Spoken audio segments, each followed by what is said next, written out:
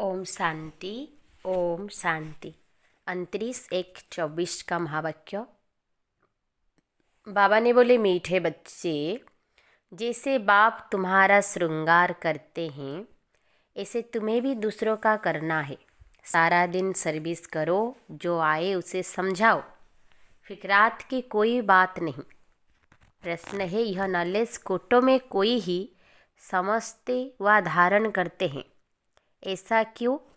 उत्तर है, क्योंकि तुम सब नई बातें सुनाते हो।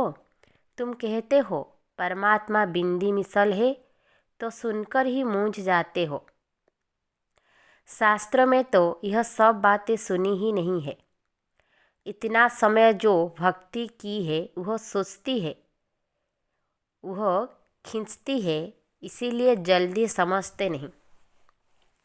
कोई कोई फिर ऐसे परवाने भी निकलते हैं जो कहते हैं, बाबा हम तो विश्व का मालिक जरूर बनेंगे, हमें ऐसा बाबा मिला, हम छोड़ कैसे सकते। सब कुछ न्यौछावर करने की उछल आ जाती है। गीत है दूर देश के रहने वाले। ओम शांति। मीठे मीठे रूहानी बच्चे अच्छी तरह से जानते हैं कि हम मुसाफिर हैं, यह हमारा देश नहीं है। यह बेहद का नाटक बहुत बड़ा मंडवा है। कितनी बड़ी बड़ी बत्तियां हैं, यह सदैव जलती रहती है। आत्मा जानती है हम सब एक्टर्स हैं और नंबरवार अपने पाठ अनुसार पूरे टाइम पर आते हैं यहाँ पाठ बजाने। पहले पहले तुम वापस घर जाकर फिर यहाँ आते हो। यह अच्छी तरह से समझने और धारण करने की बातें हैं। नाटक के एक्टर होते हैं, अगर एक दो के ऑक्यूपेशन को ना जाने तो उनको क्या कहेंगे। ड्रामा के आदि मध्य अंत को जानने से तुम यह बनते हो, तो यह पढ़ाई सबसे न्यारी हुई। बाप बीज रूप है, नलेस फूल है। जैसे वह कमन बीज और झाड़ होते हैं, उनको जानते हो ना। पहले पहले छोटे छोटे पत्ते निकलते हैं, फिर बड़े होते होते झाड़ कितना वृद्धि को पाता है, कितना समय लगता है। तुम्हारी बुद्धि में यह ज्ञान है। बाप तो एक ही बार आते हैं। मीठे मीठे बच्चे, यह अनादि अविनाशी ड्रामा है। बाप है स्वर्गों का रचयिता, हेवेनली गॉड फादर। हेवेन स्थापन करने बाप को आना पड़ता है। गायन भी है, दूर देश का रहने वाला। यह रावण राज्य पराया है, रावण राज्य में राम को आना है।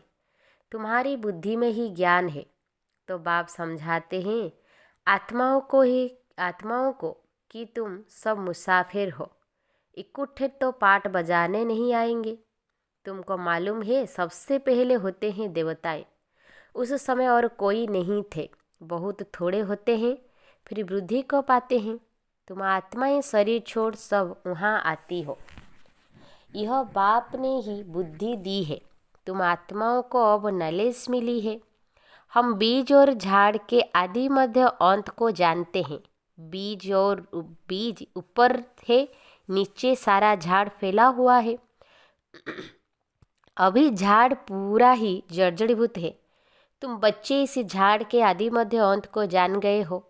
आगे ऋषि मुनियों से पूछते थे कि रचता और रचना के आदि मध्य अंत को जानते हो, तो नेति नेति कह देते थे।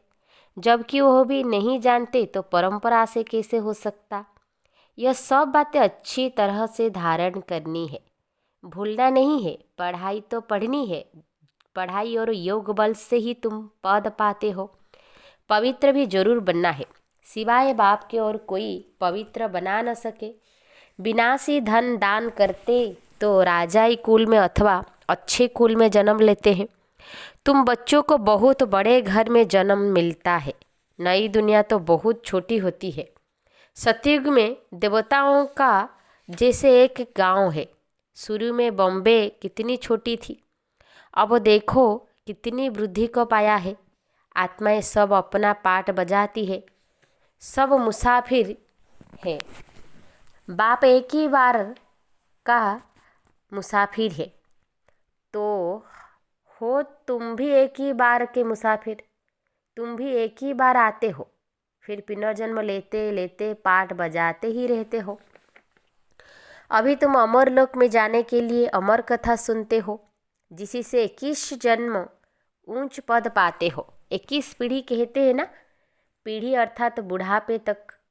फिर दूसरा शरीर आपे ही लेंगे, अकाले मृत्यु नहीं होगा। वो है ही अमर लोक, काल का नाम नहीं, अचानक मृत्यु होती नहीं। तुम एक शरीर छोड़ दूसरा लेते हो, दुख की कोई बात नहीं। सर्पों को दुख होता होगा क्या, और ही खुशी होती होगी। अभी तुमको आत्मा का ज्ञान मिलता है, आत्मा ही सब कुछ करती है, आत्मा में ही बुद्धि है। शरीर तो बिल्कुल अलग है, उनमें आत्मा न होती तो शरीर चल न सके। एक शरीर बनता है, आत्मा कैसे प्रवेश करती है। हर चीज़ वंडरफुल है। बाप कहते हैं, मीठे मीठे बच्चे, तुम्हारा स्वर्ग है वंडरफुल वर्ल्ड। रावण राज्य में 7 वार्स दिखाते हैं, राम राज्य में बाप का एक ही वंडर है वह स्वर्ग, जो आधा कल्प कायम रहता है। मनुष्य ने देखा भी नहीं है तो भी सबके मुख से स्वर्ग नाम जरूर निकलता है। अभी तुम बुद्धि से जानते हो, कोई कोई ने साक्षात्कार भी किया है। बाबा ने भी विनाश और अपनी राजधानी देखी, अर्जुन को भी साक्षात्कार में दिखाया है। अब बराबर यह है गीता एपिसोड। बाबा बतलाते हैं कि बच्चे, यह है पुरुषोत्तम संगम युग, जबकि मैं आकर तुम बच्चों को राजयोग सिखाता हूँ और इतना ऊंच बनाता हूँ। दुनिया में इन बातों को कोई नहीं जानते। तुम बहुत मौज से रहते हो। यहाँ मनुष्य मरते हैं तो दीपक जगाते हैं कि आत्मा को अंधियारा न हो। सतयुग में ऐसी बातें नहीं होती। सतयुग में सब आत्माओं का दीपक जगा रहता है, घर घर में सोझरा होता है। यहाँ फिर मनुष्य घर घर में बत्तियाँ जलाते हैं। बाप कहते हैं, इन सब बातों को अच्छी तरह बुद्धि में धारण करना है। बाप और राजधानी को याद करते रहो। तुम जानते हो, इतना समय हमने राजाई की। जो बहुत समय के बिछड़े हुए हैं उन्हें से ही बाप बात करते हैं, पढ़ाते हैं। बच्चे जानते हैं, इसी समय की बाबा के ही त्योहार मनाते हैं। शिव जयंती भारत में ही मनाते हैं। शिव है ऊंचे ते ऊंच भगवान। वह भारत में कैसे आते हैं, उसने खुद बताया है कि मुझे प्रकृति का आधार लेकर आना पड़ता है, तब तो बोलते हैं। नहीं तो बच्चों को ज्ञान श्रृंगार कैसे कराए। अब तुम्हारा श्रृंगार हो रहा है, तुम फिर दूसरों का करा रहे हो, मनुष्य से देवता बनाने का।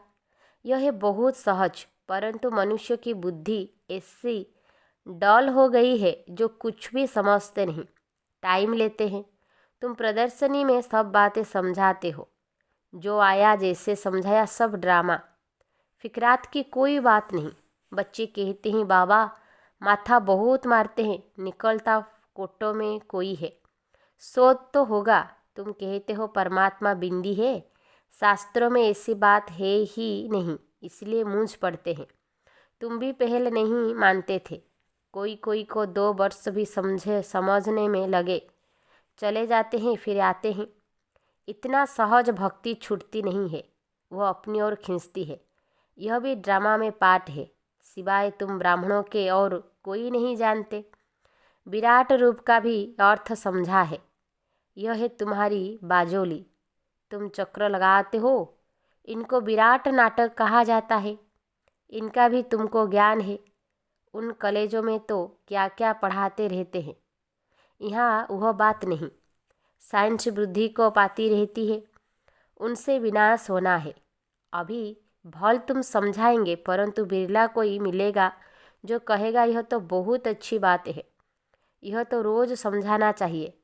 कितना भी काम हो, परंतु कहेंगे हमको तो बाबा से वर्षा जरूर लेना है। यह तो अथाह अनगिनत कमाई है। बाबा कहते हैं, बच्चे मेरी बुद्धि में सारे झाड़ की नॉलेज है, सो अभी तुम भी समझ रहे हो। बाप जो समझाते हैं वह बहुत एक्यूरेट है। एक सेकंड न मिले दूसरे से। कितनी मेहनता है, तुमने कितने चक्र लगाए हैं। यह ड्रामा जू मिसल चलता है, एक ही चक्र को 5000 वर्ष लगते हैं। उसमें सारा खेल चलता है, उनको ही जानना है। वहाँ गाय भी फर्स्ट क्लास होगी। जैसा आपका पद वैसा फर्नीचर, वैसा मकान भवका होता है। खुशी भी आत्मा को ही होती है। हमारी आत्मा तृप्त हुई। तृप्त परमात्मा तो नहीं कहा जाता है। कहेंगे तुम्हारी आत्मा तृप्त हुई। हाँ बाबा तृप्त हुई। तो यह सब खेल चलता आया है। बाप जो समझाते हैं यह भी ड्रामा का खेल है। अब बाप तुमको रिजुवेनेट करते हैं। तुम्हारी काया कल्प वृक्ष समान बन जाती है। बाप है ही अमर लोक। आत्मा भी अमर है, काल खा न सके। बाबा तुम्हारी आत्माओं से बात करते हैं। अकाल आत्मा जो इस तख्त पर बैठी है उनसे बात करते हैं। आत्मा इन कानों से सुनती है। हम आत्माओं को ही बाप पढ़ाने आए हैं। बाप की दृष्टि हमेशा आत्मा पर रहती है। तुमको भी बाप समझाते हैं, हमेशा भाई भाई की दृष्टि रखो। भाई से हम बात करते हैं फिर क्रिमिनल दृष्टि न जाए। यह प्रैक्टिस बहुत अच्छी चाहिए। हम आत्मा है, हमने इतने जन्म ले पाठ बजाया है। हम पुण्य आत्मा थे, हम ही पवित्र आत्मा बने हैं। सोने में ही खाद पड़ती है। जो आत्माएं पिछाड़ी को आएगी उनको क्या कहेंगे? कुछ परसेंट सोने का होगा।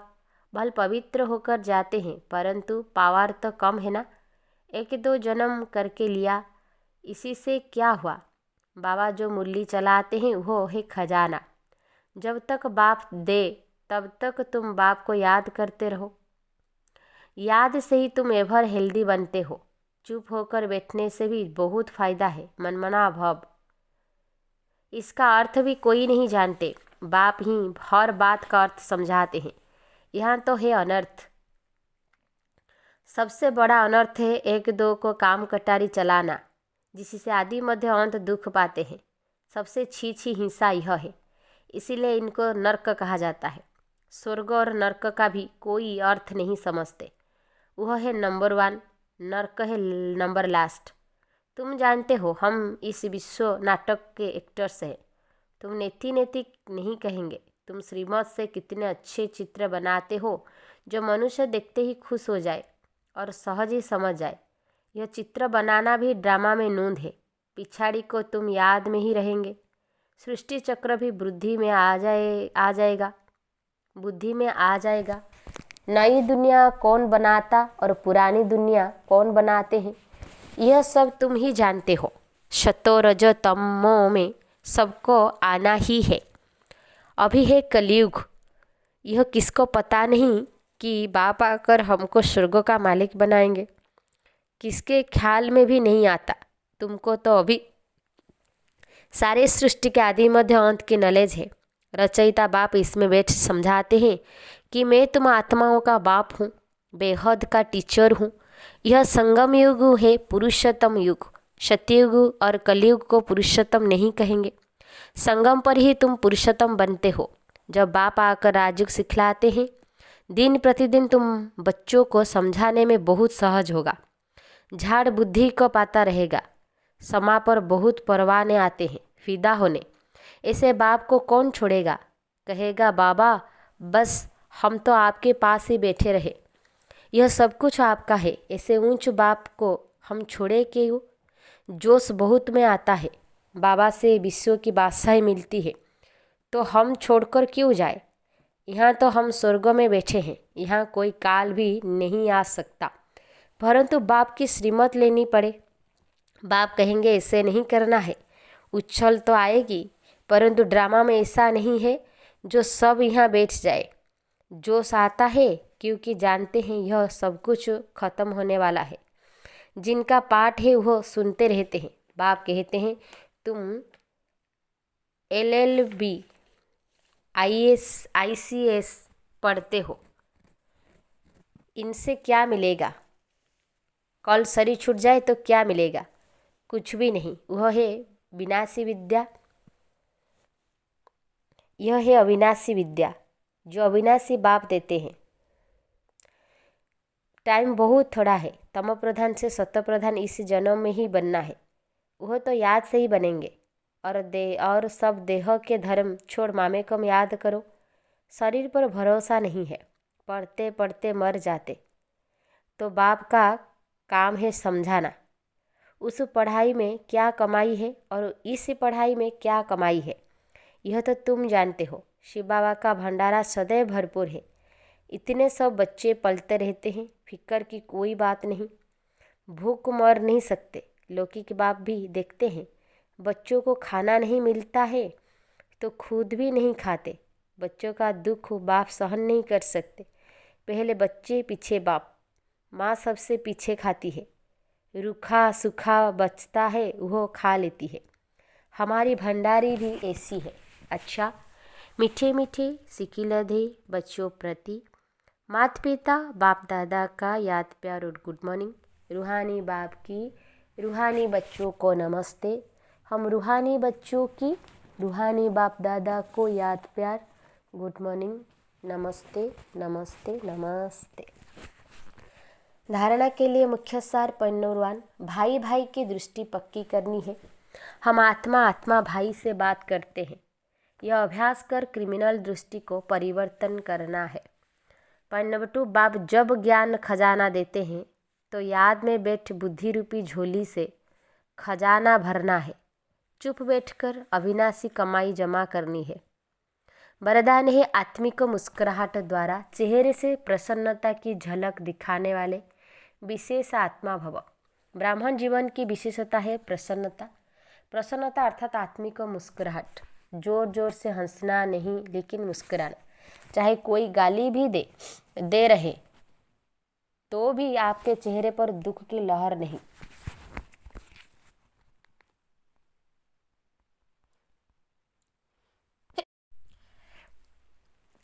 सदा प्रसन्न चित्त। यह नहीं सोचो कि उसने 1 घंटा बोला, मैंने तो सिर्फ 1 सेकंड बोला। सेकंड भी बोला या सोचा, शक्ल पर अप्रसन्नता आई तो फेल हो जाएंगे। 1 घंटा सहन किया, फिर गुब्बारे से गैस निकल गई, गोबरे से गैस निकल गई। श्रेष्ठ जीवन के लक्ष्य वाली विशेष आत्मा ऐसी गैस के गुब्बारे नहीं बनती। स्लोगन है, शीतल काया वाले योगी स्वयं शीतल बन दूसरों को शीतल दृष्टि से निहाल करते हैं। शीतल काया वाले योगी स्वयं शीतल बन दूसरों को शीतल दृष्टि से निहाल करते हैं। अव्यक्ति साइलेंस द्वारा डबल लाइट फरिश्ता स्थिति का अनुभव करो। जैसे साइंस वाले रेत में भी अनाज पैदा कर देते हैं, ऐसे आप साइलेंस द्वारा धरनी का परिवर्तन करो। इसके लिए शुभ भावना संपन्न बनो। ब्रह्मा बाप को फॉलो करो। साइलेंस शक्ति से किसी भी आत्मा की वृत्ति दृष्टि का परिवर्तन कर दो। जैसे क्रोध अज्ञान का शक्ति है, ऐसे ज्ञान की शक्ति शांति है, सहन शक्ति है। अभी इन गुणों को अपना संस्कार बना लो तो डबल लाइट फरिश्ता सहज बन जाएंगे। अच्छा, ओम शांति, ओम शांति।